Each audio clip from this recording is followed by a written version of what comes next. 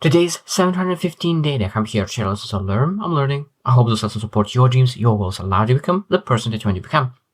Yesterday, I shared a lesson about healthy emotional atmosphere in family.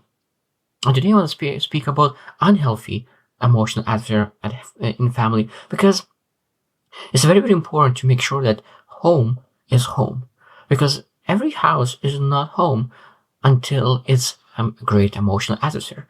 Because when you want to come back home, when you feel that this place is my home, this place I feel safe, secure, I build my energy, I am supported, of course that emotional atmosphere is great. That's why we need to understand that there's a lot of things that we do great with our family, and a lot of things might be that is not that great. And a lot of things that we are able we do on a consistent basis that is draining our energy. Because if we do things that in our family, emotional atmosphere that drains our energy, what happens? What happens when we get drained at home?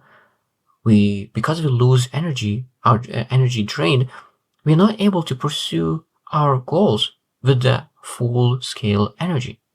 So it's so important to really have that safety at home, that you're able to elevate your energy, that you're able to pursue the goals rather than drain, and you're not able to use that energy for the better good. So today I'll share 10 things that we're able to really look after, that we do not have those emotional drainers. And our place, home, is a place where you are able to feel safe and you have that healthy emotional atmosphere. So let's get started looking at unhealthy emotional atmosphere and energy drainers. So number one is constant conflict. It's easy to understand that constant conflict will always drain energy. Now, of course, there is a huge difference between conflict. That means that a conflict could be a discussion with neutral language that could not drain energy. But if that conflict is constant conflict on the same things, and both of the parties start to use different techniques and shout and yell and all the other parts, of course that will drain energy. So we need to work very hard to understand how we're able to deal with this conflict, that it doesn't happen again. Maybe there's a pattern. Maybe there's a conflict that happens constantly for one and specific reason. If we fix that one thing, maybe all the conflicts disappear altogether. So of course it's very important that we understand that we're able to work towards open communication, that we reduce the conflict and be able to really deal with conflicts, that it doesn't create some emotional feelings, but be able to discuss that rationally. Number two is emotional neglect. Emotional neglect, that is unhealthy emotional atmosphere.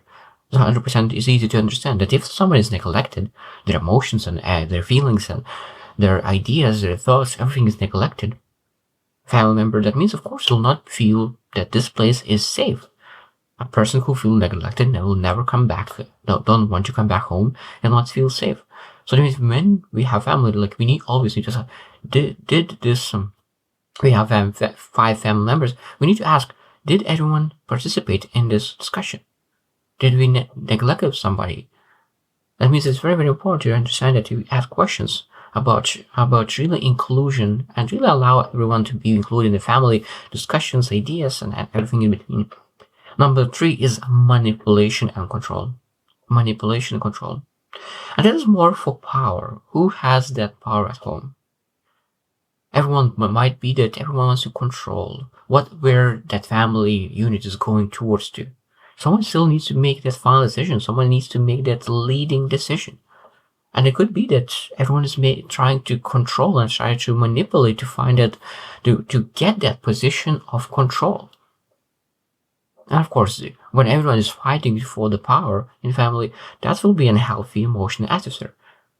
Because of course, if you always competing for the power, like how are you supposed to support each other? It's very difficult to imagine competition and support at the same time. But when you think about power. Number 4 is criticism and blame. That means that a lot of times we have a tendency to blame someone else, blame circumstances, blame everything. That means we need to really somebody start using you less and start using I more. When I felt discouraged when this happened. That means that you're able to use, rather than you did it to me, that you're able to, I felt this way because of the situation. And a lot of times with criticism is very similar. That means that we need to understand that why we do, why we give that feedback, why we do that criticism. Because criticism and feedback sometimes a lot of times seems very similar. And a lot of people, I'm giving amazing feedback. I say that this doesn't work.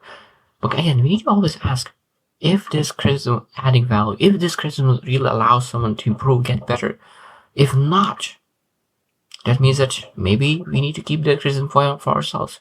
The most important part to understand is you're not able to say that something doesn't work without giving the examples what works. Because it's easy to say that doesn't work. Most people understand that something doesn't work. But until they figure out the best way, until they figure out what works, they will keep the best case scenario, even though that it might be that not fully works. So of course, when criticism, need to be very careful, because we want to support our family, not to criticize, because criticism, what does? Drains energy. And of course, with drain energy, people and family is not able to pursue the things that they want. Number 5 is lack of empathy. Lack of empathy. That means that people are not able to understand family members' emotions, experiences, and really where they are coming from. And what happens when there is lack of empathy? People feel not heard, not understood. And because they feel not heard, not understood, they stop sharing even more. That means no one knows each other anymore in family, because everyone feels not understood. And how it is when no one feels understood, they come back home, but at least they feel like strangers. And of course that drains energy, because you're not able to be yourself at home. Number 6 is unrealistic, unresolved grief and trauma. Unresolved grief and trauma, or some kind of past experience, past mistake. It could be that family members still remember the same event over and over again. It could be how that they have the same conflict over and over again about past mistake, past experience. So that means that we need to really work through experiences, work through traumas, work through grief, that we do not bring the same experience years after years after years after years. That means we need able to really work on letting things go. Because if we still remember the past and really bringing the past here in the present, that means they're not able to live presently and think about the future. So really we need to work through that. You come back home, and the home is a place where you're able to be present, fully present, really connect to each other presently, and really able to connect and share what you will do for the future. The only thing that you're able to remember the past is when you are really celebrating achievements, celebrating small achievements, big achievements, that really to energize your levels. Number 7 is excessive competition. Excessive competition. That means I mentioned that it could be a competition for the power, but excessive competition could be for multiple things. And home is supposed to be a place, and family is supposed to be a place that you are coming back for support, for energy, for encouragement, to share positive emotions, not to compete for multiple things. For career, how much money you make, how fast you run, like how much you have, how many kids you have. Like, it doesn't matter how fast you have kids. Like, there are so many different competition people could find. How big business you build. So that means that we need to understand that let's grow each other up, that we compete with others, not with our family members. That is a huge part. That means that at least we don't compete at home. At least we don't compete in family. It could be small competitions when you play games, or when you have a game night. That's awesome to compete and play around, but not into life aspects. Number 8 is inconsistent boundaries. Inconsistent boundaries. So it means that family members have boundaries, but they have very inconsistent. One day they said that this is what they want to have, other one different ideas. That means that when you have boundaries, when you have open communication and being assertive, and say, this is exactly what I want. This is how I want to be communicated with. And every family member needs to share their boundaries and agree on those boundaries. Because if a person shares their boundaries and those boundaries change every single day, how are you supposed to be consistent in following through? Because every single day you're like, oh, so what boundaries are supposed to follow today? So we as people need to be very clear on our boundaries, and other people need to be consistent on following them.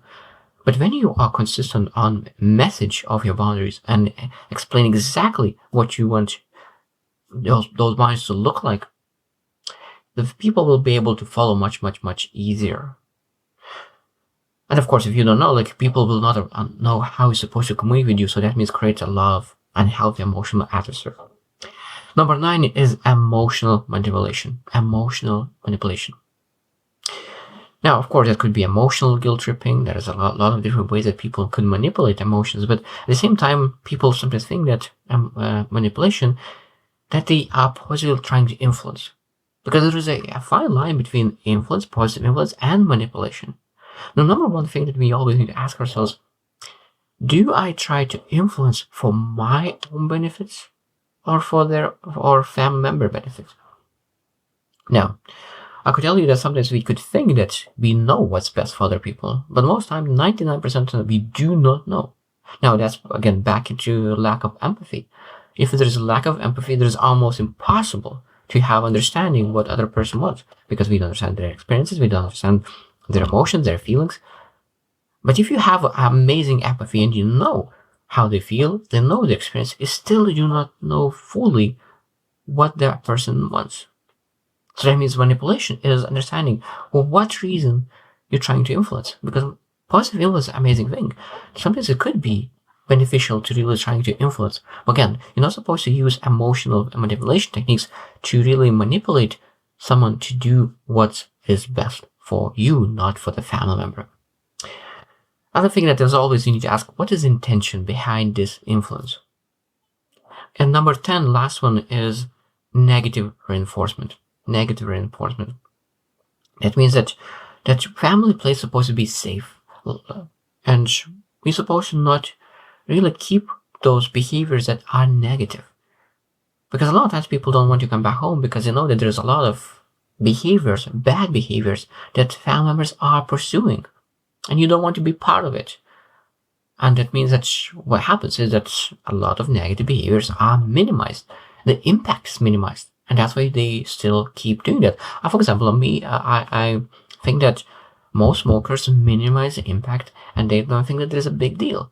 I see as a huge, big deal smoking, because a lot of times parents smoke, kids smoke, and grandchildren are smoking, and then grandchildren are smoking. So it means that you send the smoking thing, minimizing thing, this smoking an unhealthy thing, to your grandchildren, and I could never be okay with that. But of course, this is just my personal opinion, and everyone decides for themselves what is okay and what's not okay. But for me, my personal opinion, that a lot of times we minimize the impact of our bad behavior. And I truly believe that place at home is supposed to openly communicate what do we think that is healthy in our family, in behavior-wise, what is unhealthy, and what we do not want to encourage each other to doing. And if you're doing some kind of activity, at least you do by yourself, not trying to influence other people to start doing some negative behavior. It's very, very important to make a list of bad behaviors that we will not allow in our family, because our family needs to be a safe place. That, of course, if someone is pursuing that, we still need to work through that, openly communicate it. Maybe we don't agree with that, but will not use emotional manipulation techniques to really get rid of it. We will only use positive influence. So those are the 10 things that we're able to really understand, that if we have those things in our lives, in our family, it might be that there is unhealthy emotional atmosphere. As I said, emotional atmosphere is important, because if you don't feel like home and you don't want to see your family, it's most likely that emotional atmosphere is not correct. But when you have that emotional atmosphere in place, you come back, you get energized, and you're able to go back to life and pursue amazing things. So let's start working even closer to build that healthy atmosphere with our families, that we could get back home and feel that this is a place, this is where I want to be present with my family, this is where I want to grow, this is where I want to share, this is the place that I get support, and I want to have that safety net. I have that unconditional love. I'm looking forward to pursue the things in life. So I hope you choose to win, and see you tomorrow.